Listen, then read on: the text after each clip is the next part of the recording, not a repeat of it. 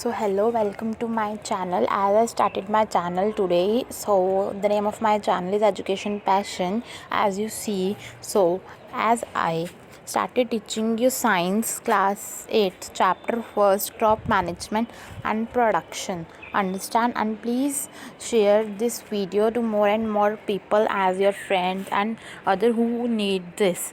So let's begin the chapter of class 8, chapter 1st, science subject. Okay, so and I want to say that don't forget to subscribe, like and share the channel. So we already know that all living organisms require food. First point में क्या बोल रही हूँ कि all living organism को food चाहिए, तुम्हें पता ही है. Next, the energy from food is utilised by an organism for carrying out its various life processes such as digestion, respiration. जो हमें एनर्जी कैरी आउट मतलब कि हमें चाहिए होती है फॉर, हम जो कैरी आउट करते हैं वो किस लिए करते हैं, फूड से, जो हम ये लाइफ प्रोसेसेस कर सकें, जैसे कि डाइजेशन, रेस्पिरेशन और एक्सक्रीशन. ये हमें इसे फर्दर डिटेल में नहीं पढ़ना है ज़्यादा, ये हमें 9th में पढ़ने को मिलेगा फर्दर डिटेल में. Plants can make their food themselves. ये तुम्हें पता ही है, प्लांट्स अपना फूड है जो खुद बनाते हैं through the help of sunlight. Okay, next है, but humans and animals can not make their own food. वो अपना फूड खुद नहीं बना सकते, हाँ, जैसे कि ह्यूमंस और animals. And next last point है, we get our food from plants और एनिमल्स, और बोथ. हम अपना जब मतलब कि फूड है हम प्लांट से भी लेते हैं और एनिमल से भी. प्लांट से through fruits, understand, okay, and animal से भी. So next topic is, in our country 3 categories of crops are grown, kharif, rabi and zaid. ये 3 टाइप्स की क्रॉप्स होती हैं.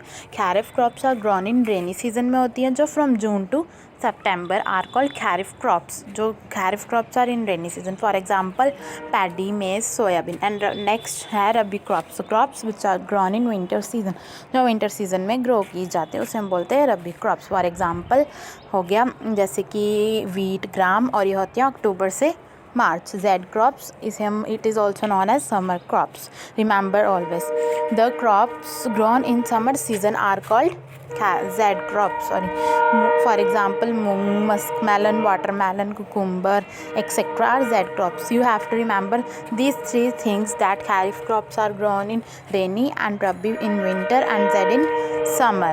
Okay, basically kharif crops होती हैं जून टू सितंबर, रबी क्रॉप्स होती हैं October to March, and zaid crops basically का इसका कोई टाइम पीरियड नहीं होता ग्रो होने का, ये सिर्फ समर में ही ग्रो होती है. ये कि विंटर में, रेनी में जैसे कि वो होते हैं, ये ऐसा बिल्कुल नहीं है. ये वाली जो क्रॉप्स है जैसे कि मस्क मेलन वगैरह, ये जो वाटरमेलन है, सिर्फ गर्मी में ही आते हैं ना, आपने देखा होगा, तो इसलिए सिर्फ मतलब कि इसे समर क्रॉप ही कहा जाता है. तो ये आपको अच्छी तरह एक्सप्लेन हो गया, मतलब समझ आ गया आप लोगों को. जे फिर भी आपको कोई अभी डाउट रह जाता है तो प्लीज़ कमेंट सेक्शन में आप मुझसे पूछ सकते हो.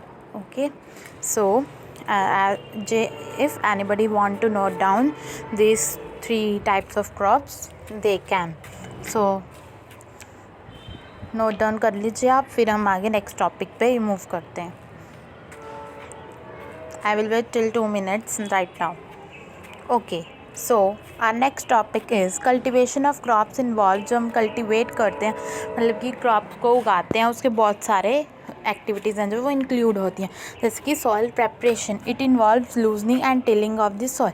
सबसे पहला इसमें स्टेप होता है, हम सॉइल को कैसे प्रिपेयर करते हैं.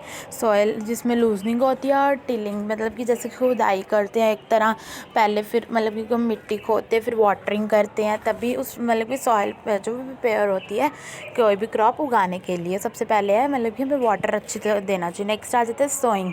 सोइंग मतलब बोना, किसी भी क्रॉप को, जैसे कि हम बोते हैं किसी भी बीज को. Sowing is a process of putting seed in the soil. जो भी हमने क्रॉप उगानी है उसका सीड डालो, उसमें बोलते हैं sowing. Understand. Adding manure and fertilisers, ये स्टेप्स बाय स्टेप याद करना. एडिंग मैन्योर, हम इसमें मैन्योर और फर्टिलाइजर्स भी डालेंगे. फर्टिलाइजर्स जैसे कि पेस्टिसाइड हो गए, मतलब कि कोई केमिकल्स की आजकल बहुत सारी यूज़ होने लग गए हैं कि क्रॉप्स से अच्छी ग्रो होती हैं. The substances which are added to soil in the form of nutrients. जो इतने केमिकल्स होते हैं और इससे जो है सॉइल को वो न्यूट्रिएंट्स मिलते हैं. इन द फॉर्म ऑफ है, वो न्यूट्रिएंट है जो हम डालते हैं उसमें. पानी में, ओके, मतलब कि सॉइल में, तो जिससे प्रोडक्शन और फर्टिलिटी ऑफ सॉइल है जो अच्छी भी होती है, उसे हम मैन्योर और फर्टिलाइज़र बोलते हैं। नेक्स्ट आ जाता है इरिगेशन स्टेप। इरिगेशन मतलब supply of water, water supply होना चाहिए वाटर का रेगुलर क्रॉप्स को, that is known as irrigation. Supply of water to crops at appropriate interval is called irrigation. Appropriate interval मतलब थोड़े थोड़े टाइम बाद लगा लो, रेगुलरली हमें पानी देना चाहिए कि हमारी क्रॉप अच्छी ग्रो हो। नेक्स्ट आ जाता है प्रोटेक्शन फ्रॉम वीड्स। वीड्स क्या होते हैं? अनवांटेड प्लांट हैं जो वो ग्रो हो जाते हैं, जैसे कि कोई भी हमने क्रॉप लगाया उसके साथ कोई भी एक छोटा सा प्लांट ग्रो हो गया तो उसे हम बोलते हैं वीड्स, ठीक है। Next its removal is must for better growth. ही हमें रिमूव कर देने चाहिए क्योंकि वो उससे बेटर ग्रोथ होती है क्रॉप्स की। This can be controlled. हम ये प्लांट्स हैं जो मतलब हम ये वीड्स हैं वो कंट्रोल मतलब कि कर सकते हैं बाय स्प्रे करने से, और केमिकल्स भी आते हैं उसे हम बोलते हैं वीडिसाइड्स लाइक 2,4-D। ये आपको 4 पॉइंट्स क्लियर है। सबसे फर्स्ट है सॉइल प्रिपेयर होना चाहिए अच्छी तरह से पहले, और नेक्स्ट है एडिंग मैन्योर, सॉइंग, हम बाद में एक बार दोबारा देखेंगे, ओके। सो नेक्स्ट है इसमें point process harvesting. The cutting of crop after it is mature is called harvesting. जब क्रॉप अच्छे से तैयार हो जाती है और मैच्योर हो जाती है एक तरह कि अब वो कटने के लिए तैयार हो जाती है, तब हम बोलते हैं, जब हम कट करते हैं उसे हम बोलते हैं harvesting. Storage. If crop grains are to be kept for a longer time they should be safe from moisture, insects.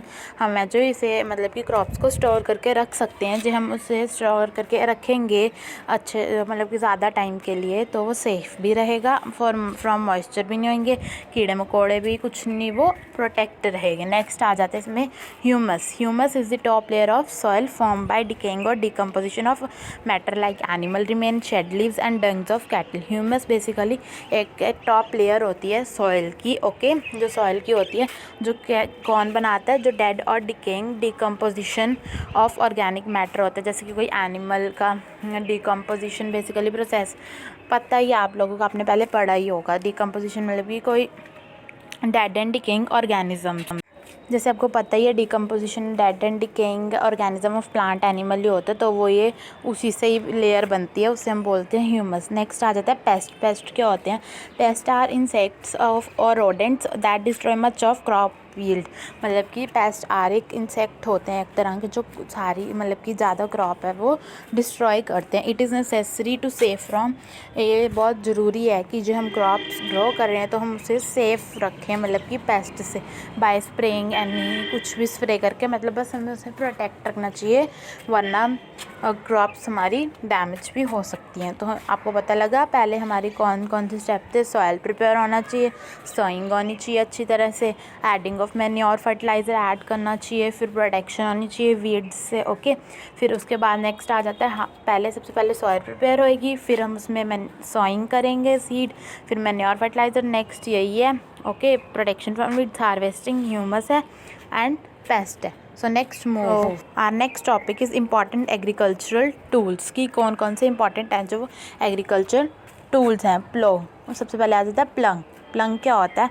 This is use for tilling the soil, adding fertilisers to the crop, removing the weeds, scraping off soil. This implement is made of wood and drawn by a pair of bulbs. से पहले use किया जाता है tilling, मतलब कि जब हम ऐसे खोदते हैं एक तरह, तो वो ये तब यूज़ किया जाता है। ये देखो फिर नीचे पिक्चर भी दिखा रखी है क्या क्या अभी कैसे करते हैं, आप नीचे एक बार अच्छी तरह से चेक करो।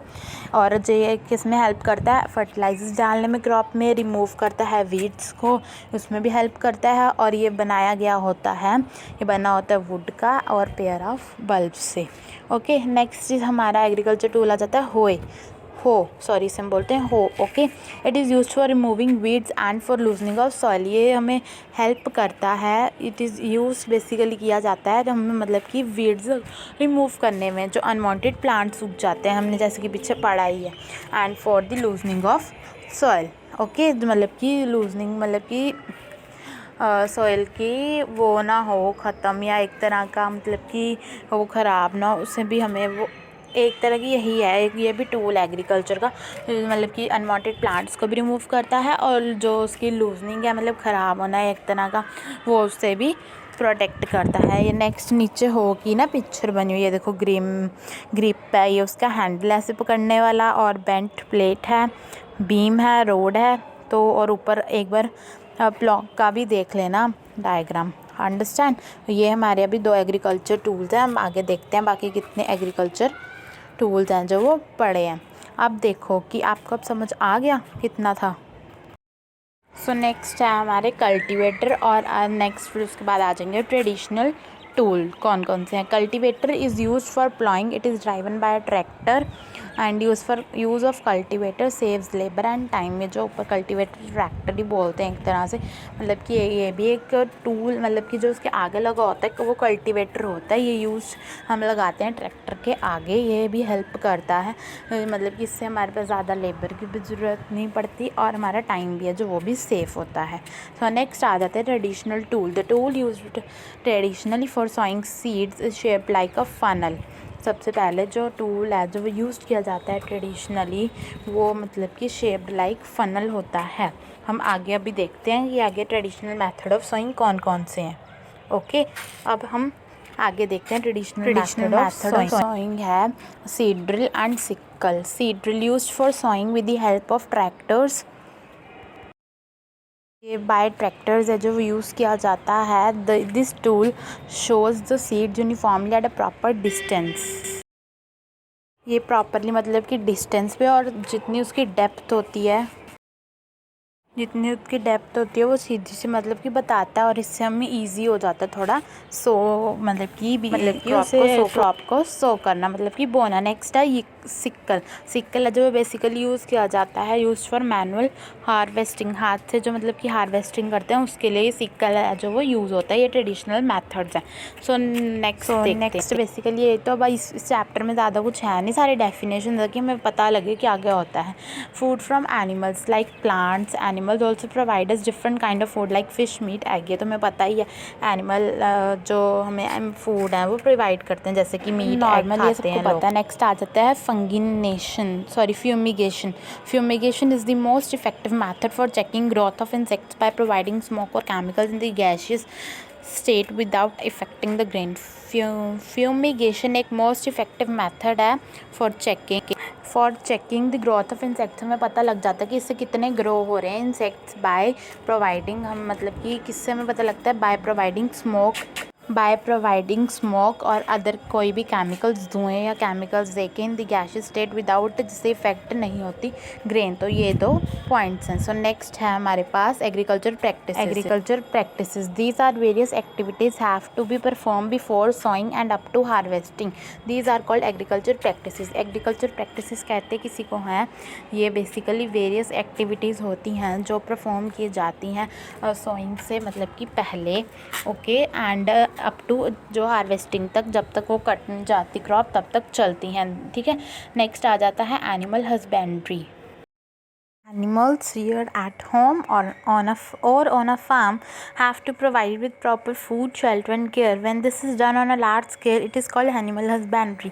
जब हम rear करते हैं एनिमल्स होम या फार्म में, उन्हें प्रॉपर शेल्टर देते हैं, फूड देते हैं, उनका ख्याल रखते हैं, उसे हम बोलते हैं एनिमल हस्बेंड्री। ओके, नेक्स्ट आ जाता है crop. When the plant of same kind are grown at a place in a regular manner is known as crop। जो हम एक मतलब कि सेम काइंड की मतलब कि एक प्लेस पे, जो हम एक प्लेस में मतलब कि रेगुलर ग्रो करें एक ही क्रॉप, एक ही सेम टाइप ऑफ को हम बोलते हैं क्रॉप। ओके, नेक्स्ट आ जाता है फर्टिलाइजर्स, ग्रेनरीज एंड हार्वेस्टिंग। ये जो हमने पढ़ा, fertilisers are chemicals are which rich in particular nutrient like nitrogen, phosphorus and potassium. Basically fertiliser हैं जो वो केमिकल होते हैं which are rich in nutrient. Okay, next आ जाता है granaries. The harvested grains usually are stored in huge stores after their properly dried in sunlight. Stores are called granaries. Basically जो harvested grains होती हैं जो मतलब कि काट देते हैं हम, उसे जब स्टोर्स में रखते होते हैं जब वो मतलब कि एकदम सूख जाती हैं धूप में, उन स्टोर्स को हम बोलते हैं ग्रैंडरीज। नेक्स्ट आ जाता है harvesting, the cutting of crop after it's mature is called harvesting. जब मतलब कि आन पक जाती है, जब हम उसे काट देते हैं क्रॉप को, तो उसे हम बोलते हैं harvesting. Understand fertiliser, granaries and harvesting. If you have any doubt then tell me in comment section. Don't be, बस हमने डाउट्स बता दिया करो, इससे मैं और अच्छे फिर ट्राई करूँगी जो आपको समझ ना आए। Okay. Which grown rainy season from June to September, जैसे हमने पढ़ा ही है। मैन्योर है डिकम्पोज ऑर्गेनिक मैटर ऑब्टेन होता है, जो मतलब कि जो वेस्ट होता है एनिमल और प्लांट्स, उसे हम बोलते हैं मैन्योर। प्लॉग जो हमने पढ़ा है, जो डिवाइस है जो यूज़ किया जाता है टिलिंग ऑफ सॉइल, मतलब कि उसे सो करने के लिए और पर्पज़ के लिए। रबी क्रॉप्स पढ़े हैं हमने, the crops which are grown in winter season, याद है ना। Seeds, a plants fertilise ovules form a new plant में ग्रो कॉल्ड सीड्स। सीड तो पता है बेसिकली, जब हम सीड सो करेंगे मतलब कि बीज बोएंगे तभी वो होएगा, उससे हम बोलते हैं सीड। जैसे कि प्लांट फर्टिलाइज ओव्यूल्स होते हैं जो एक न्यू प्लांट को ग्रो करते हैं, उसे बोलते हैं हम सीड। नेक्स्ट हमारे लिए न्यू डेफिनेशन है सिलो। 2 मिनट हम ये पढ़ते हैं। सिलो देखो समझ आ रहा है पढ़ने से। Silo harvested grains are usually dried before being sorted because moisture encourage the growth of organism। सबसे पहले जो हार्वेस्टेड ग्रेन्स होती हैं उसे हम ड्राई करते हैं, मतलब कि सनलाइट में जब स्टोर करने से पहले, बिकॉज क्योंकि वहाँ ज़्यादा भी वो मॉइस्चर होएगा तो फिर वो माइक्रो ऑर्गेनिजम्स भी होंगे। So they are store in metal और अर्दन कंटेनर, गनी बैग्स, मतलब कि वो किसी और में डाले जाते हैं। Such stores are called silo. जब हम मतलब कि हार्वेस्टेड ग्रेन जब ड्राई कर लेते हैं उसे हम बोलते हैं सिलो, मतलब कि हम पहले उसे मतलब कि रख देते हैं स्टोर में, और मेटल वाली कोई कंटेनर में या किसी भी में उसमें बोलते हैं सिलो। सो नेक्स्ट टॉपिक इज़, आगे डेफिनेशन ही हैं ये, हम देखते हैं। अब नेक्स्ट आ जाता है sowing. It is a process to put seeds in the soil. Basically हमने पढ़ा है storage. It is to keep crop grain safe from moisture, insects and rats for long time, उसे बोलते हैं स्टोरेज। नेक्स्ट आ है threshing, the process of separation of grains from the chaff in the harvested plant is called threshing. Basically जब हम मतलब कि crops को साफ़ करते हैं या उसमें से कोई पत्थर या मतलब कि कुछ मतलब कि अलग कर देते हैं ग्रेन्स को कफ से, तो उसे हम बोलते हैं थ्रेशिंग। नेक्स्ट वीड्स हमने पढ़ा ही है, जो अनवांटेड प्लांट्स हैं जब ग्रो हो जाते हैं along with crop. Okay, weedicides, the control certain chemical है use to control weeds are called weedicides, for example 2,4-D and मेटालॉजिक्स, जो हमने पहले पीछे पढ़े ही हैं। अब अंडरस्टैंड है आपको ये डेफिनेशंस। नेक्स्ट अब हमारी लास्ट डेफिनेशन आगे वो है winnowing, a process to bring out separation of grain and chaff is called winnowing. Basically ये प्रोसेस है जो सेपरेशन को मतलब कि ब्रिंग मतलब कि आगे एक तरह की प्रोसेस करती है, वो तो हम उसमें अलग अलग करते हैं, बट जो उसके आगे प्रोसेस होता है वो उसे हम बोलते हैं विनोइंग, तो जिससे वो दोनों अलग अलग हो जाते हैं। सो टिल अब हमारा चैप्टर फिनिश हो गया है, crop production and management. If you have any doubt regarding any topic I will explain it again, and please tell me in comment section, and if you have any doubt, so we will do our next doubt session. Okay, so bye for now. Okay, thank you, and don't forget to like, share and subscribe the